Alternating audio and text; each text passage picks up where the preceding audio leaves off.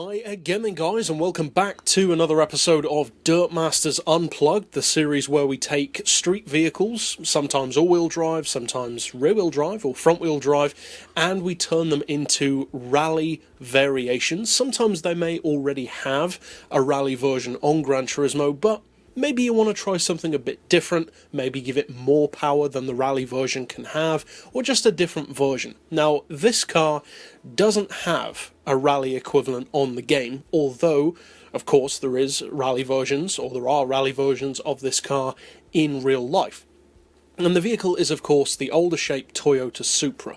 Now, I would recommend using the premium Supra for this, the 3-litre, and that is the actual vehicle as well, the 3-litre version, so it lines up quite nicely. Now, as far as visuals go, the particular car that we are replicating, the Group A Supra, a more powerful version of the Group A Supra specifically, has been seen with and without a wing. I'm not sure which version was as standard, so I opted to take the wing off. Now, you don't necessarily have to do that, of course, but I wanted to give it a little bit of a visual flair, change it up a bit from the standard model, and it also does kind of make it look a little bit more rally-focused without the wing. It has that more bare-bones, focused on the task at hand kind of appearance, but maybe that's just me. Now, as far as the rest of the visuals, I would recommend painting it white, because the real car is white with a bit of red, kind of like a Mitsubishi-esque colour scheme, but you don't have to, of course. You could go for red or a completely different colour entirely.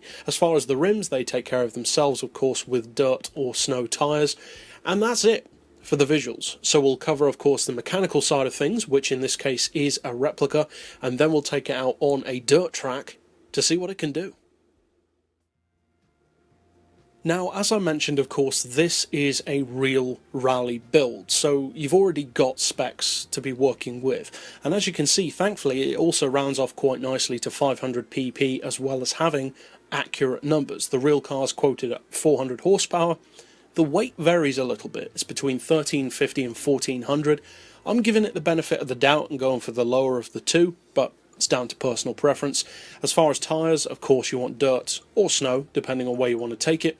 For suspension, I've increased the ride height just a little bit compared to stock to 150 front and rear. Springs we've also increased, but not by a huge amount, to 8 and 6 respectively. Dampers and anti-roll we've decreased compared to the default racing settings of 3 down to 2, but that's still higher than stock. As far as camber and tow, we have gone neutral, but of course you do need to bear in mind that this is a rear-wheel drive car on the dirt, so some people may want to have a little bit of camber. That's totally down to you, of course. And interestingly, the real car is actually rear-wheel drive as well, which is pretty impressive to be putting down 400 horsepower through the rear wheels only on a dirt track. That's admirable. So it also makes it more accurate, because many other race cars, it would be nice if you could have an all-wheel drive conversion, but for this one you actually don't need to.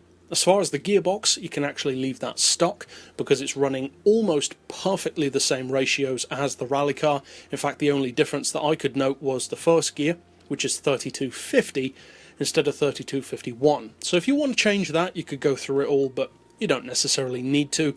As far as the diff, you've got a couple of options. Well, you've always got options, but I would recommend having acceleration and braking as low as possible, because then that allows you to use the initial torque alone to really govern the overall handling of the car, especially in terms of corner entry, how you can keep the car drifting through the corners, and how stiff or how loose you want it to be. Now, if you want it to be more loose and more twitchy, if you will, you could take it up closer to 60, whereas if you want it to be a bit heavier, take it down closer to 5. Personally, I like it halfway. Obviously, that's where I've got it, but it depends on personal driving style. As far as power, as I said, the real car's got 400 horses to be working with, so I would recommend the oil change.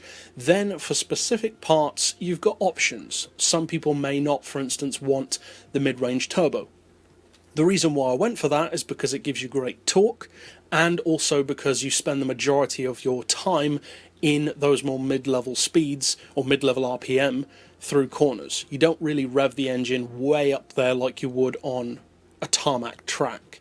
So it's down to preference, but that's what I've gone for. intake tuning as well, along with the sports computer and the sports cat.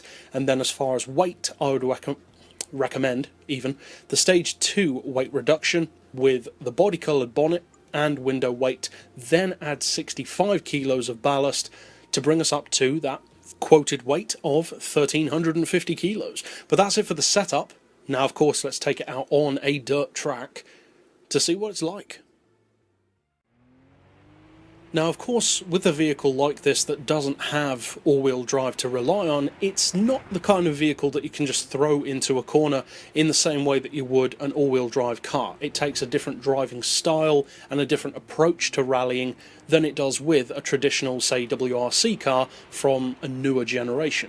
But, that being said, the car handles itself remarkably well for a vehicle of its size. The Supra is not a small car, it's a lot bigger than many other rally cars, and considering that all of that power and torque is just going through the rear wheels, it's a surprisingly good rally machine, and it's not difficult to see why they did opt to use it as a rally car in real life. So if you do decide to use this build, I hope you have a lot of fun with it, and potentially win some rally events as well. But that's it for this tune. I'll see you guys next time, and as always, thanks for watching.